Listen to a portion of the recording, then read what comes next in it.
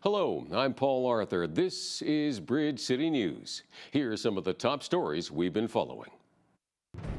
An Air India passenger plane carrying 242 people crashes shortly after takeoff, leaving only one survivor. Liberals try to fast-track Bill C-5 through the House to speed up major resource project approvals.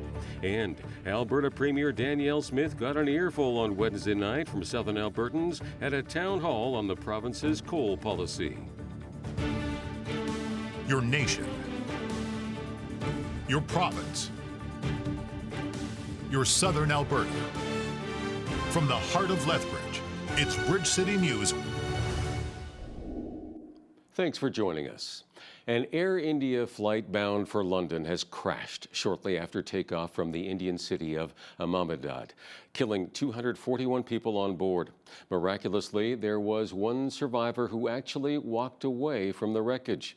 This is CCTV footage verified by the Associated Press of Flight 171 crashing. Air India says the plane was carrying 169 Indians, 53 Britons, 7 Portuguese, and 1 Canadian. Local news channels are reporting the plane crashed on top of the dining area of a medical college hostel, killing at least 5 medical students and leaving 50 injured on the ground. Prime Minister Mark Carney says he's devastated to hear about the crash. Carney says Canadian transportation officials are in close contact with their counterparts, and he is receiving regular updates on the situation. The sole Canadian on board the flight has been identified by family as Nirali Suresh Kumar Patel, who was an Ontario dentist. Her husband says he was in the process of booking travel to India for himself and the couple's 1-year-old child. The Liberals are set to cut short a study of its internal trade and major projects bill to speed up resource project approvals. Government House Leader Stephen McKinnon's motion on notice to push the bill through the House of Commons by the end of next week leaves just one day to hear from civil society groups, stakeholders, and experts. Bill C-5 would grant the government sweeping powers to quickly approve major natural resource and infrastructure projects once Cabinet deems them to be in the national interest. Prime Minister Mark Carney has vowed repeatedly to eliminate interprovincial trade barriers by Canada Day, which is only 19 days away. The federal government will direct the Canada Industrial Relations Board to conduct a vote on Canada Post's latest offer as soon as possible. Canada Post and its union have been negotiating for roughly a year and a half on a deal for workers, while the Postal Service's financial plight has grown worse. The Canadian Union of Postal Workers has pushed back on the idea of a membership vote on the latest offer and has called for arbitration. Canada Post has argued arbitration would be too slow and has asked the federal government to put the latest offers up to a vote. On Wednesday, Alberta Premier Danielle Smith headlined a town hall in Fort Macleod that became the center of controversy around the ongoing issue of coal mining developments on the eastern slopes of the Rocky Mountains. Smith and a handful of ministers were met with jeers and heckling from protesters opposed to new coal projects, with concerns of the potential environmental impacts, including the watershed in southern Alberta. BCN's Landon Hickok has the details. Hundreds descended to the Fort Macleod and District Community Hall, where Premier Danielle Smith, alongside ministers Brian Jean, R.J. Sigurdsson, and Rebecca Schultz, participated in a town hall that addressed the coal industry and its policies. Many who has come as far as Crow's Nest Pass, either to support or voice their concerns against it, have shown up in vast numbers at the town hall. Many still behind me outside the building couldn't get inside because of full capacity. It's frustrating to have to be fighting the same fight 6 years later, 5.5 years later. The government just seems to be hell-bent on putting these mines through, especially in Grassy. And 70% of the people in the province have said in poll after poll that they don't want any new coal mining, yet here we are. We are looking after the water. We are looking after the air. We're making sure our citizens are safe. If I thought for 1 second that my community was in jeopardy, I would not be standing for the yay. Now, we were able to talk with Premier Danielle Smith earlier before the town hall, where she says that new coal mining projects and developments are crucial for Alberta to become self-sufficient, but they must be done in a safe manner in order that they protect the environment. She vows that there won't be any open pit mines or mountaintop removal, but her critics are not necessarily buying that. Well, I feel that there was a lot of misinformation and a lot of outright lies actually told by the Premier and by the cabinet ministers that were there, circumventing the truth by moving on to some other aspect that really was unrelated to the questions that were being asked. The thing is that, yes, that is what Danielle Smith is saying, but she doesn't have scientists backing up the statement. She never brings scientists on board and explains to us how selenium, for instance, is going to be taken out of the water. Now, reportedly earlier this week, there was a study that's awaiting peer review by provincial scientists that claims there are high selenium levels that have been found in trout and mountain whitefish in the Crow's Nest Lake, which could damage their reproductive abilities. When I asked Premier Smith about that during the scrum, here's what she had to say. When we look at the selenium in the water, I just have to be clear that there are water standards, and we want to be science-based. The water standards say that water is safe for drinking if it's 50 micrograms or less per liter. And in this particular case, it was 1.3 micrograms per liter, so it's well below the levels that are safe for ingestion for humans and for cattle. What we are interested in is bioaccumulation. That's one of the reasons as well why we have to look and understand a little bit more about why there's a higher level of accumulation in the fish. I think it's important for us to make sure that we've got peer-reviewed studies and that we're following the science. Now, a few weeks ago, the Alberta Energy Regulator has granted Australian company Northback Holdings with an exploratory permit for their Grassy Mountain coal mining project, an issue that has been contentious with Southern Albertans for years, and it doesn't seem to be going away anytime soon. Premier Smith and Energy Minister Brian Jean took time to speak with protesters outside of the community hall. Smith was interrupted by protesters while talking to the media, while Jean met with people after the event and thanked them for standing up on their side of the issue. You guys got interviewed without interrupting your interviews. I'm just asking to be for the same courtesy. You are a traitor. Thank you. You are scientist did say so greasy with the oil from your oligarchs from the gas and fossil. Poisoning our waters is disrespectful. Poisoning our listen to Albertans. Listen to Albertans. Listen to Albertans. Come on, do the right thing. We're begging. Do the right thing. Do the right thing. You have a good night, and we're going to protect our waters together. Thanks for being here. So we'll make sure we do exactly that, folks. And listen, can I just say something? Thanks for standing up for the water. That is so important because water is life. I really mean that. You can catch the full scrum that Premier Danielle Smith had with the media on our Bridge City News YouTube page.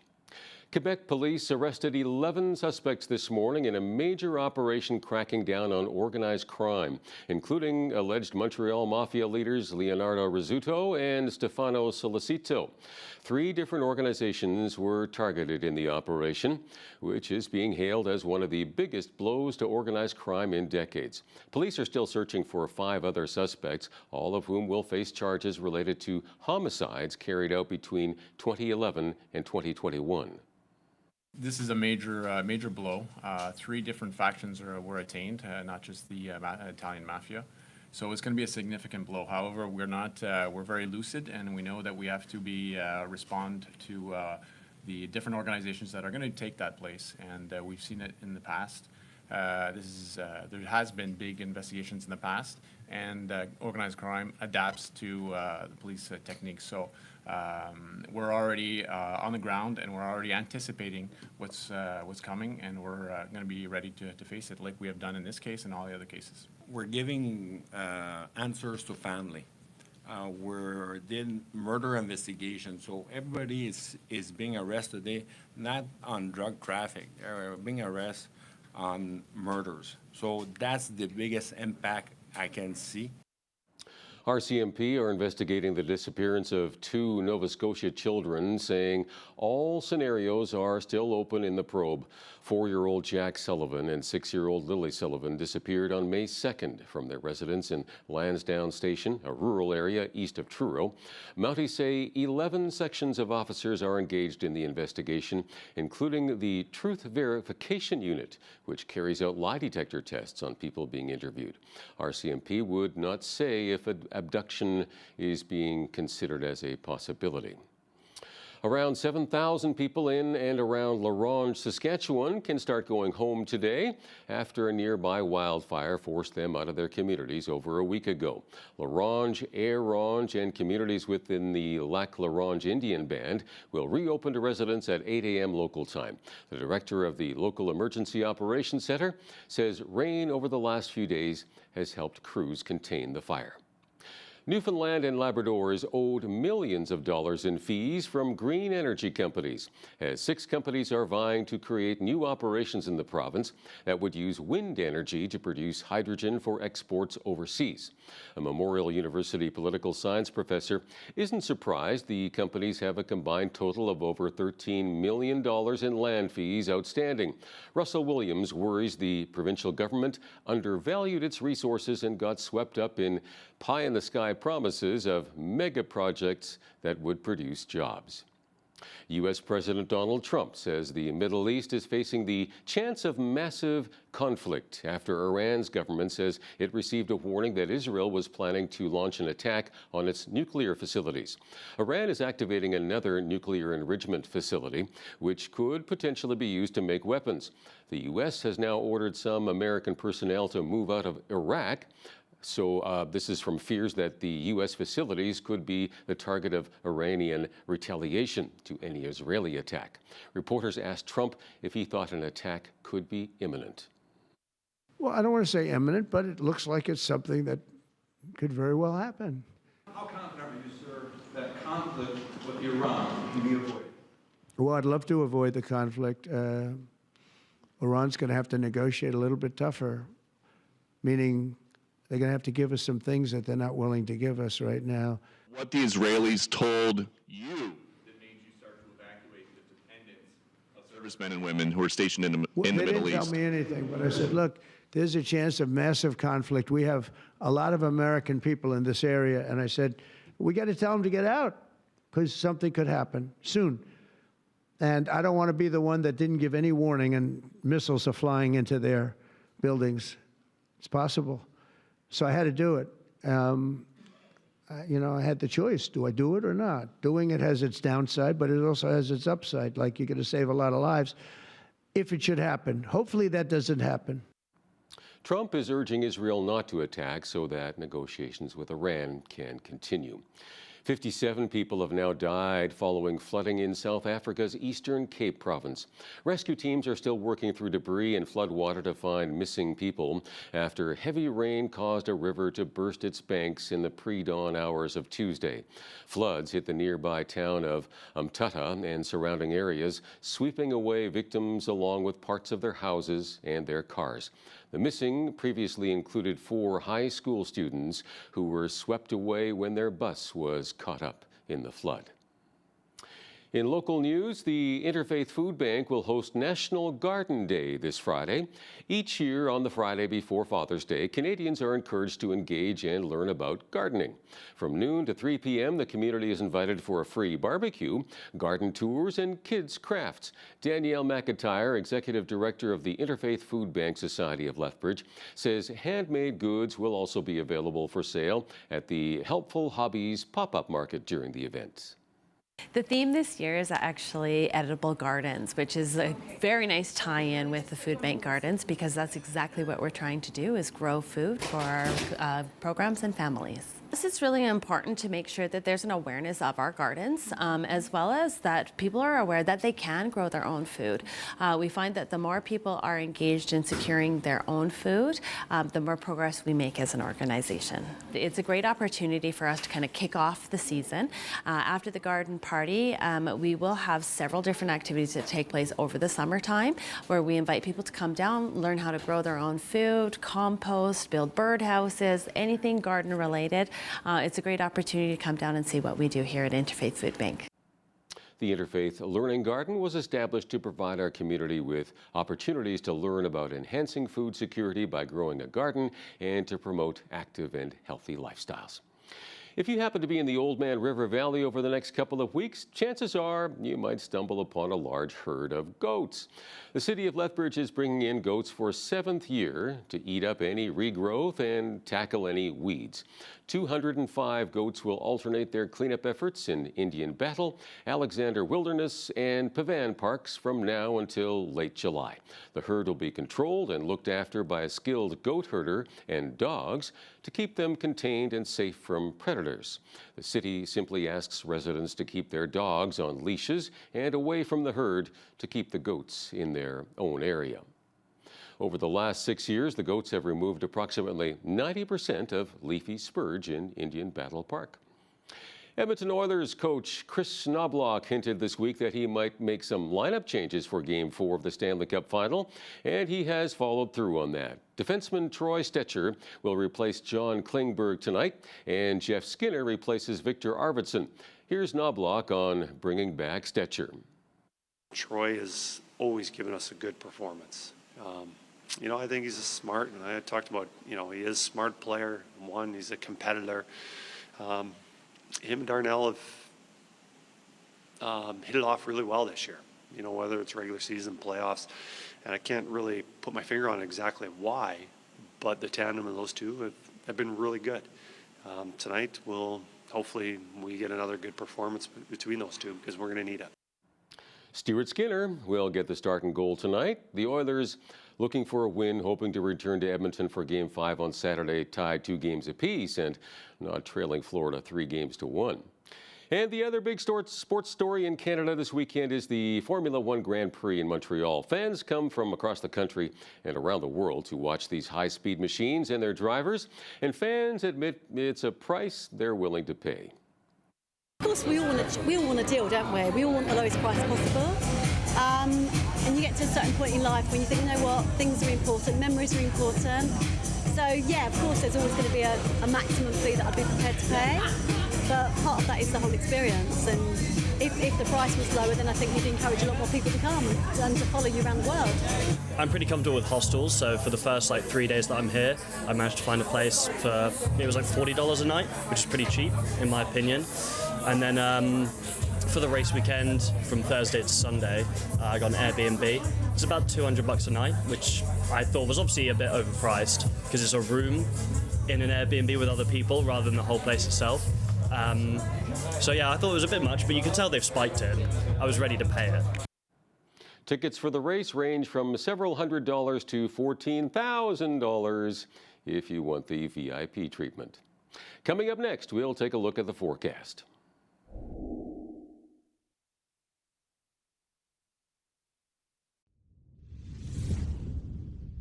Our 7-day forecast has today with a high of 17 and a chance of thunderstorms. Tomorrow has the same chance of thunderstorms but with a high of 23. Saturday has a high of 25 with sunny skies alongside Sunday. Monday will have a high of 24 with sunny skies. Tuesday and Wednesday will both share partly cloudy skies and highs of 24. Today's almanac has our average high being a nice 22 with the average low being 9. The record high on this day was set back in 1969 with 32, and the record low was set back in 1949 with -6. The sun rose at 5:23 a.m. today and set at 9:39 p.m. Our national forecast has Vancouver with a high of 17 and sunny skies, and Victoria with a high of 18 alongside sunny skies. Edmonton will have a chance of thunder showers with a high of 20 alongside Calgary with a high of 23. The rest of the prairies have Saskatoon with a high of 26 and partly cloudy skies. Regina has a high of 23 with partly cloudy skies, and Winnipeg has a high of 25 with sunny skies. Central Canada has Toronto with a high of 19 and partly cloudy skies, and both Ottawa and Montreal share sunny skies and highs of 20. Atlantic Canada has Fredericton and Halifax having highs of 19 and partly cloudy skies, Charlottetown a high of 16 with partly cloudy skies, and St. John's has a high of 18 with a chance of showers. Canadians' household debt-to-income ratio was higher in the first quarter. Statistics Canada says the ratio of household credit market debt to disposable income rose to 173.9% from the fourth quarter last year. The household debt service ratio held steady at just over 14% in the quarter. The total seasonally adjusted stock of household credit market debt, which includes consumer credit and mortgage and non-mortgage loans, rose 1.1% in the first quarter of 2025. A new study finds 15% of Canadian moms surveyed recently lost their jobs during pregnancy, maternity leave, or when they returned to work. The advocacy group Moms at Work says many of the women were terminated for legitimate reasons, such as a large round of layoffs. However, the group's founder states that some of the others were terminated because their employer believed their parental status would hinder their work or reduce productivity. Alison Benditti says that while most of the mothers kept their jobs, 16% were denied flexible work and 11% were discouraged from attending prenatal appointments. Now, here's a look at today's markets. The TSX was up 91 points on the day to finish at 26,615. The Dow was up 101 to 42,967. The S&P 500 was up 23 points to 6,045. And the Nasdaq was up 46 to 19,662. West Texas Intermediate Oil was up 71 cents to 68.86 US per barrel. Natural gas was up 2 cents to 3.53 US. Gold was up 20.56 to 33.8610 US an ounce, and silver was up 2 cents to 36.35 US an ounce. Feed wheat is at $8.76 per bushel. Barley is at $6.97, canola is at $16.38, and corn is at $7.75 per bushel. The live cattle June contract was up 37 cents to $228.20. Feeder cattle were up 17 cents to $311.25, and lean hogs June contract was up 27 cents to $103.65. And the Canadian dollar was even over the past 24 hours and currently sits at $73.50 US.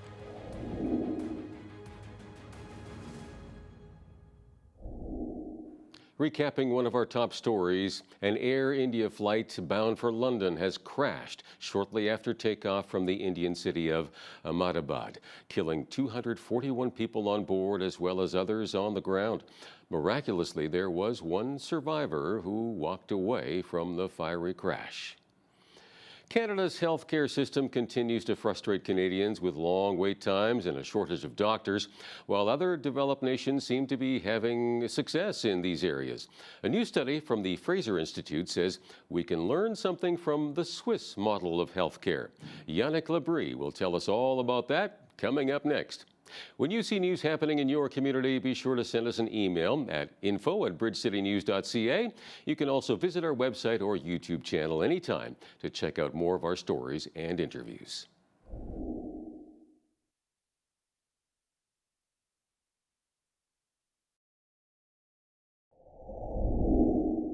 For many years, Canada used to have a reputation of having a great healthcare system, but for decades now, that reputation has faded with long wait times, shortage of medical professionals, right?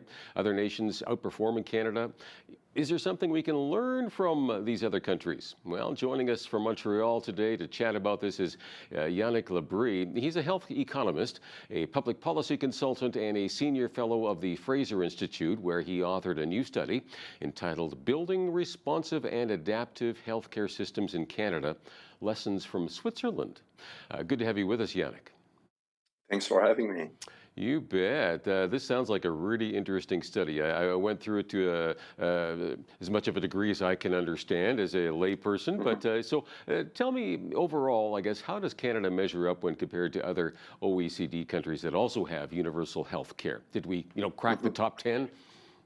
Well, not at all. Very bad. And this is precisely why I've looked at other countries and this particular case in Switzerland.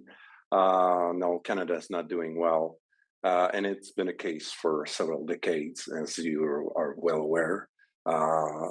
There are structural problems with wait times, especially in Canada, in every province. And it's time to act, and it's time to draw lessons from other countries. Switzerland is a model to follow. Okay. Well, again, you're specifically looking at the Swiss healthcare system. Well, one stat that I saw that I think speaks quite loudly is the fact that patient satisfaction in Switzerland, I think it was around 94% versus Canada coming in at 56%. Ouch. Yes, yeah. Well, there's a growing dissatisfaction with healthcare and the way it's delivered in Canada. And most Canadian, a high proportion, I'd say most of Canadians want to have more options coming from the private sector, among other care providers.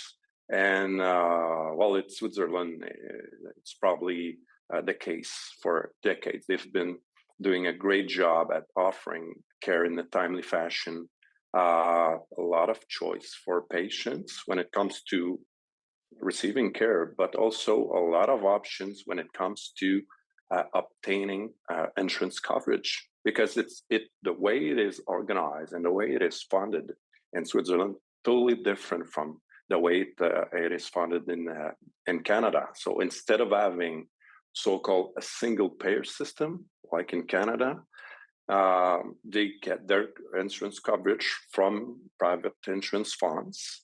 There are, as we speak, about 44 private insurance funds. They compete to attract enrollees. They offer tailored benefits.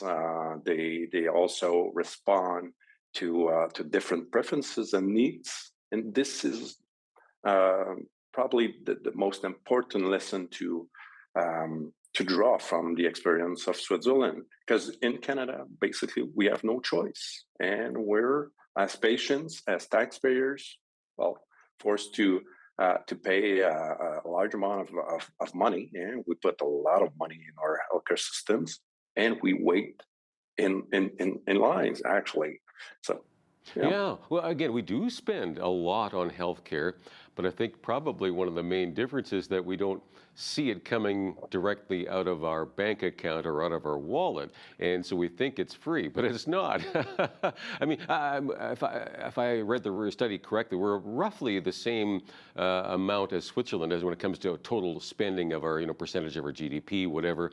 Yep. So we both spend a lot on healthcare, but then why? I ask questions like, well, why then, if we're spending the same amount of money, does Switzerland have almost twice as many hospital beds? That there's something wrong with that, right? I mean, they're getting a lot better bang for their buck, aren't they? Absolutely, absolutely. And you're talking about hospital beds, but we could look at other aspects of their healthcare system and the way they use the resources available. In terms of nurses and doctors, they have about 75% more doctors and nurses as a proportion of their population, which is a lot. That's huge. And it says a lot. It is huge. Okay. And, it does have an effect on the availability, not only of the availability of options but they can get access to care in a more timely fashion because of that. The way they use their available resources. Yeah. Is there anything specific that Switzerland is doing that produces more or attracts and retains more doctors, nurses, as you were just mentioning there? Are there better working conditions? Are they getting paid more? Like, why are there more, medical professionals there?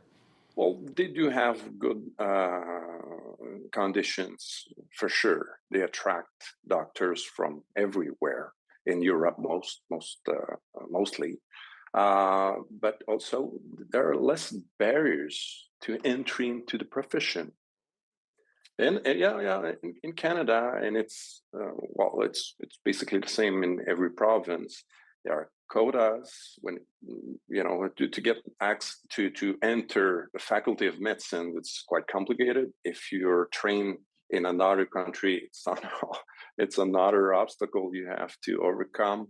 And it's good perhaps for doctors because they're paying more because of that, but for patients, it's another ball game because they have to wait in line. Like I mentioned, they quite often have to suffer on a waiting list, and we just don't want that. Absolutely. So as you're describing the system that Switzerland uses, it sounds like it's basically a private healthcare system, but that private healthcare system delivers universal healthcare. And I think for us, that's a little bit hard to wrap our minds around, or we're going, that can't be, right? But you're describing something that sounds like they actually have a bigger, broader insurance coverage than Canada does. So you're talking prescription meds, things like home care, long-term care, outpatient care, mental health care, these kinds of things, right? So things that we would want here in Canada, and yet it's delivered through, I think you mentioned 44 different private insurance carriers, right? So how does that work? I think I read in the study here that it's actually mandated for citizens that they have to find a private insurance company to cover their health care. Yeah, it is. And it's been the case since the middle of 1990s. So everyone's covered. Everyone has some options between those insurers, and even if for instance, they choose one insurance company, they have options of models of care. So if they want to have, let's say, lower premiums, they can have a model of insurance model in which they have to consult a physician, a general physician first before having a referral to a specialist. It could be also a telemedicine first consultation prior to get access to a general practitioner. So in exchange of those managed care models, they get lower premiums and stuff like that. So it's tailored based on preferences of patients. But if you want the standard model, you can. And the standard model, there is no gatekeeping, which means that they don't have to go to a family doctor first. They want to see, a specialist for different reasons. They can go and see him in they can go directly then? Directly. So that would mean a much shorter wait time then, wouldn't it? Of course. Okay. Of course. And if you compare to the situation in Canada, you have first to consult your general practitioner, and it takes weeks before having an appointment with him. And then you have to get evaluated, and if it's needed, you need a referral to see a specialist afterwards. So it's a lot of obstacles, I would say. And for people who don't have a family doctor, and there are 6 million Canadians in that situation, it's a dead hand, right? Because you have zero choice other than going to the emergency room if your emergency room is open that weekend. So don't get me started, right? Okay. Now this is again private. So you're having to pay for this out of your own bank account. So, and I also understand that there's some cost sharing, some co-pay, that sort of thing, right? Although I understand there is a cap on that, right? And there are exemptions for vulnerable groups, children, low-income individuals, somebody who's maybe chronically ill, that sort of thing, right? So how does that work? Because if I understand correctly, again, there is some government subsidy involved in this that comes from tax dollars, but the majority of it, I think about 2/3, is actually coming from directly out of your bank account. So, and this doesn't seem to be an irritation for most of the Swiss. Well, it comes from, you mentioned it, from your bank account, but you don't necessarily have to pay directly to obtain care. Well, you have to pay some costs, a part of the costs of You're paying the insurance company, right?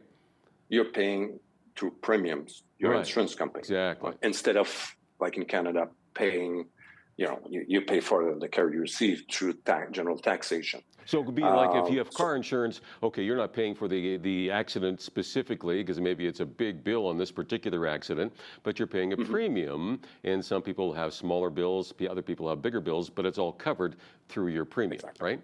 Okay. Exactly. And there are, like you mentioned, exemptions because people basically, they do have to pay deductibles as well. When they seek care, they obtain an appointment, they see a doctor, there's a deductible. And the standard model of insurance, it's a little less than 500 Canadian dollars for the deductible. Okay, is that deductible for every visit, or you mean no, over the year? It's not. So the first $500 you have to pay out of pocket. Gotcha.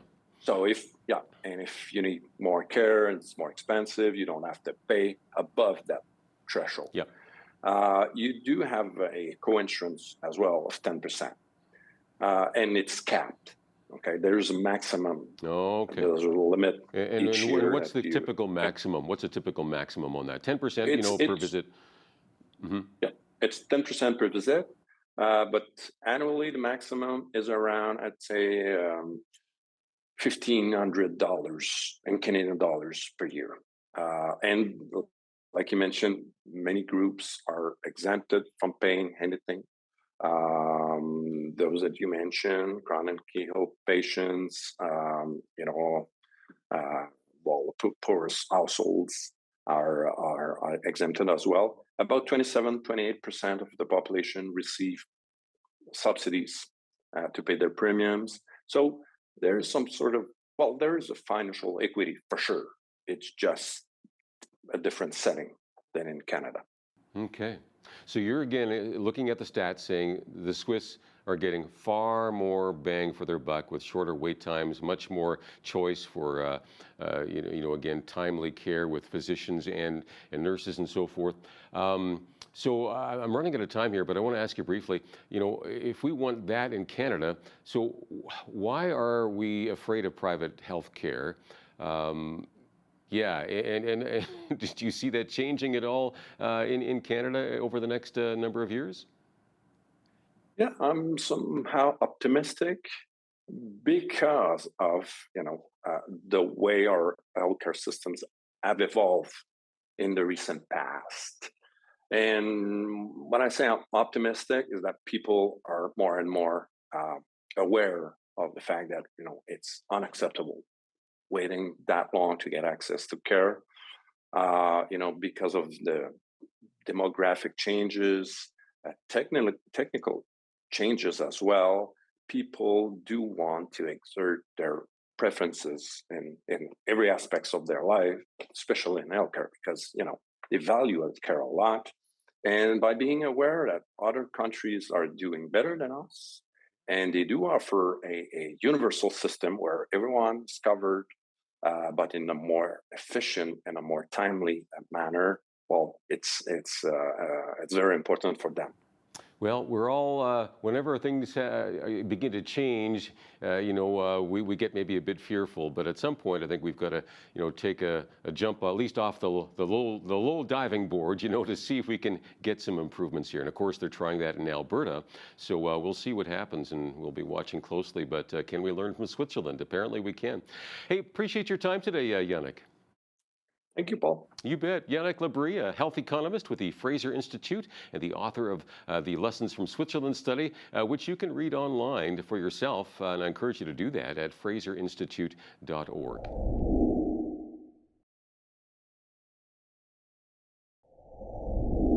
Child abuse isn't something we typically like to talk about, but I think we can all agree it needs to stop. Joining us today is Christine Cassie. She is the CEO of Chinook Sexual Assault Center in Lethbridge. Christine, thanks so much for joining us today. I appreciate having you on. Thank you for having me. Of course. First off, can you maybe give us a brief overview of what the Chinook Sexual Assault Center does?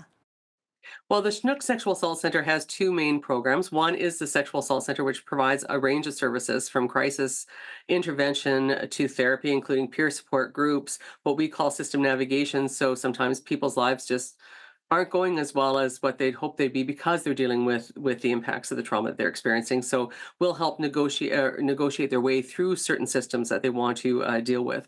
We also provide specialized police and court support as well. So for those people who do want to go forward to report to police, because there's no statute of limitations in Canada, we will support them through that process all the way through to the court process with that as well. Beyond that, we also have our signature program, the Child and Youth Advocacy Center, which is also called Chinook. Can never use that name enough, it seems.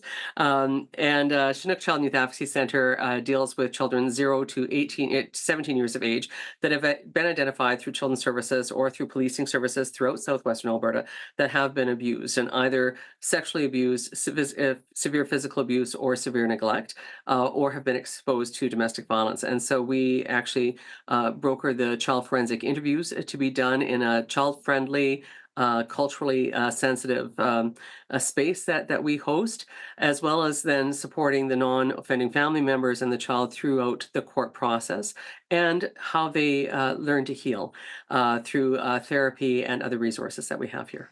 Well, pretty heavy stuff that you're dealing with over there, Christine, for sure.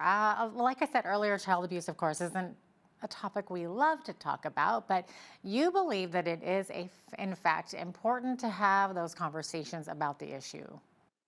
Absolutely. What we know from the stats, both from a prevalent study that was done through the Alberta Association of Sexual Assault Services and stats that we get through policing agencies and child welfare agencies across Canada, is that it impacts about 1 in 3 kids. And so we look at a 34% prevalence rate really for child sexual abuse alone. In the city of Lethbridge, that would mean about 6,800 kids that may be impacted by some form of sexual abuse or some sort of sexual violation. So these are really staggering numbers that we're dealing with. We also know that this is one of the leading issues that leads to, when the trauma hasn't been resolved, that leads to sexual assault later in life. So there's a direct connection of what's going on here. We also know those that have had that exposure to domestic violence, that are seeing that violence in their home, that they're living this out day after day, that this also leads to other behaviors and things that absolutely impact then how they respond to others as they grow into adult life and how they receive others. So what those healthy relationships may look like. And so our ability to be able to identify, to address, to intervene, we need to do, because if we don't deal with that trauma early, we know that we're setting up for a lifelong struggle. What are some of the signs that a child may be experiencing abuse? What should we be looking for? If you're an outsider looking in, sometimes what you may see is, certainly if it's physical abuse, you might see some bruising that really can't be explained on what that is. You might see some withdrawal behaviors are happening where they're not part of their regular or normal activities. You may see disassociation when they're in a school setting where they aren't able to focus. That could be for anything from physical abuse to domestic violence or sexual violence that's happening in the home. But you're going to see these changes in behaviors that are happening that way. For kids that are neglected, you may see that they don't have the proper clothing, they don't have the proper food to eat, things like this. You might see them losing a lot of weight, whatever that might be, and just in a state of neglect in that way. For others, you're seeing them as lost and not really doing so well because they aren't necessarily having those emotional connections where they need them. For any of us looking in, it's important to ask some questions about what's going on. Do you need anything? What might I be able to help with? Asking about how that what's going on. And certainly we see teachers are great for this in being able to recognize things. Schools are a big factor in a child's life, and they help to identify when these types of things are going on. Family members too sometimes get really concerned and will make those calls, those very difficult calls to make. But we know when you make that call, if we can get in, an assessment can be done, we can intervene early. And it doesn't mean that the family is going to be necessarily torn apart. It may mean that they're getting the resources they need to be able to work through some very difficult times, to learn some different behaviors. Some of us grew up in a time where spanking was, pretty much, that was the only parenting style. And although some of us, we may joke about it now, it's really not acceptable anymore to do that. There's other ways that we can parent and discipline our kids, and how we can put healthy boundaries in place to help people, progress.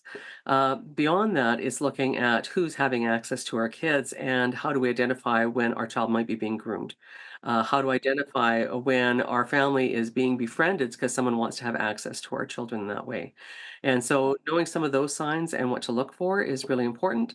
And again, just knowing that, people are a call away and they really do want to help with that. And that both is through the Sexual Assault Center, the Child and Youth Advocacy Center, and a number of other resources that we have in the city of Lethbridge. Yeah. Okay. So you mentioned a lot of things there, and of course, it can manifest itself in a number of different ways. Like you were mentioning, neglect. I mean, it doesn't just come in the form of physical abuse. So, what are some of the main types of child abuse? Really, we see the predominant thing that we see is actually sexual abuse. Um, which is, probably the scariest of them all. If you talk to people, this is what they shy away from talking the most about, is that this can happen to those that are under the age of 18, and it happens to people of all ages. And it's, people do prey on the vulnerable. And the more vulnerable we are, and children certainly meet that criteria of being vulnerable, there is there are predators that are looking for that. So for us to be able to break that cycle, I'm sorry, to answer your question. So sexual abuse is the main one we're seeing. We're also seeing physical abuse. We're seeing a lot of exposure to domestic violence in this area, emotional neglect and neglect. So those are the 5 primary areas that we're seeing. And again, we deal mostly with the sexual abuse, the severe physical abuse, and the neglect. Yeah, you were mentioning before some stats there. I'm just curious, how prevalent is it in our society? Did you say 6,800 cases locally in the Well, region? I said that's what the 34% would work out to when we look at the population of children in the city of Lethbridge. So it is a 34% prevalence rate for sexual abuse itself, let alone for other forms of abuse. But it is like, almost, 1 in 3 children that are experiencing some form of abuse in our society. So it is quite high when we're looking at this. And again, we see the same thing when we look at adults when it comes to sexual assault. It is quite high. And so there's lots of ways that we can intervene and that we need to intervene and really see this and have these fruitful conversations so that people can take the topic seriously and to make those reports, even when they're feeling, I don't want to get involved. We know we all don't want our neighbors to be mad at us or to have that, awful situation, but we always have to put those children first. Yeah, we kind of have a role as individuals in society to help. Almost like it takes a village to raise a child. It's kind of true in that case, isn't it? It's absolutely true. I mean, first, it is legislated that we are supposed to doing that. There is, fines that you can receive if you fail to, if you knowingly neglect reporting child abuse that's happening. They rarely take issue with that, but I think morally we have that obligation. And very much like you said, it is a village that raises a child, and we have to be looking out for each other in this society if we really want to make those changes. Right. Christine, about a year ago or so, the Chinook Sexual Assault Center opened a new facility for the Chinook Child and Youth Advocacy Center. So maybe tell us about some of the features of this new facility and why it's important. Uh, Fantastic. Yes, so this is actually based on 40 years of evidence-based research. It actually originated out of Alabama and is widely used throughout the world, but predominantly in North America. So we're one of, I want to say, 8 child and youth advocacy centers in the province.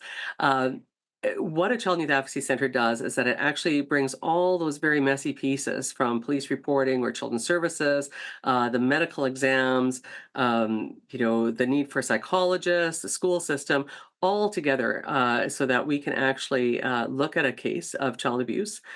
We call them triaging child abuse and seeing what those needs are.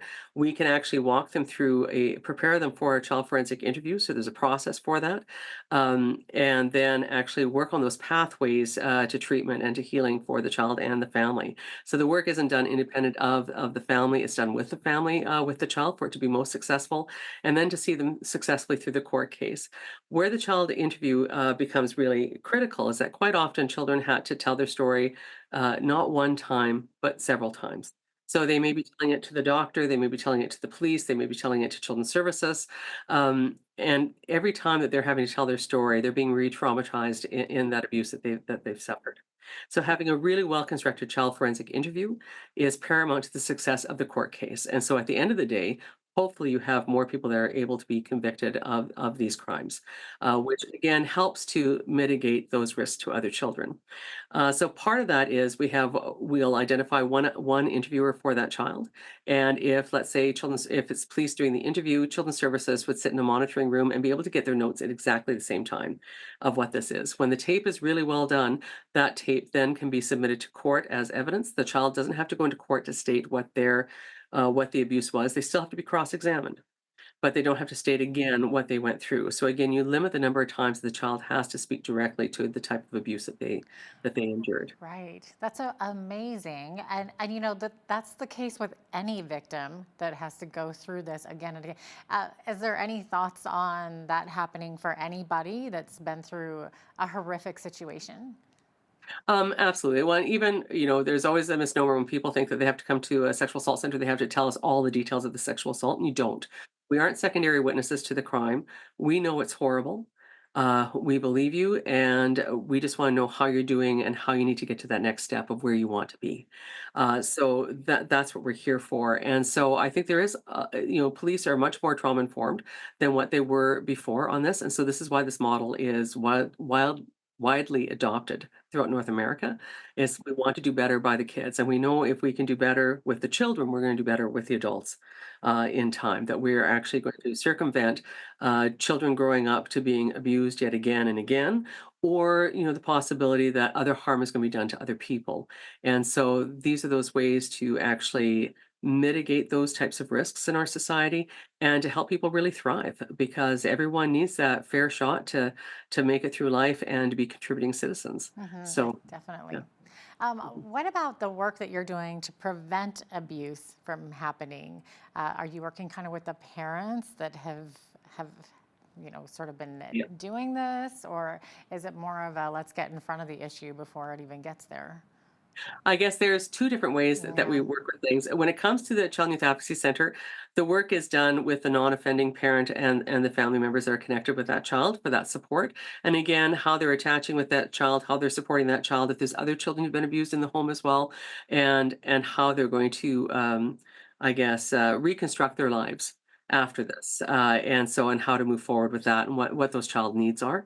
And so that's that therapy process. So both through some Connect parenting groups that are done, and some other groups that are done, as well as some therapy that is done by the folks that we have here.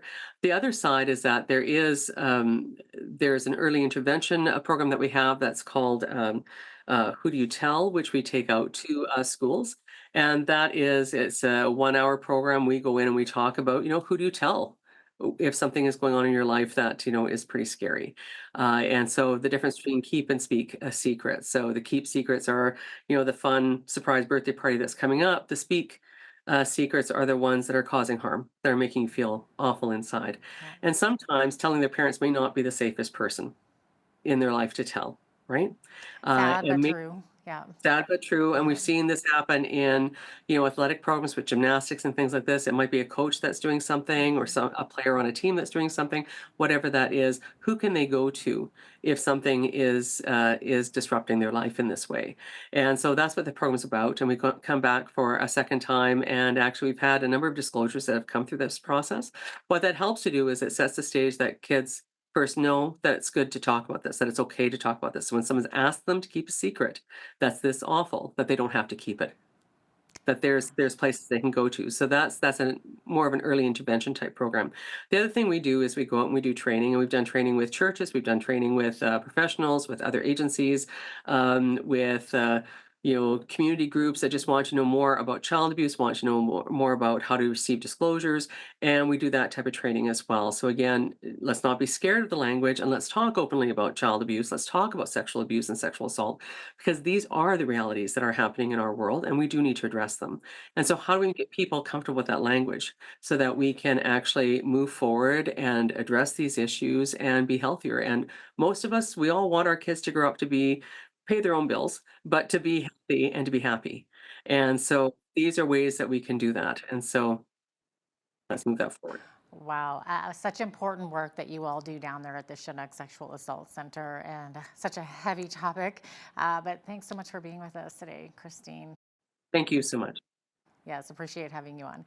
Christine Cassie is the CEO of the Chinook Sexual Assault Center in Lethbridge. I'm Jeanette Roche on behalf of all of us here at Bridge City News. Thanks for watching.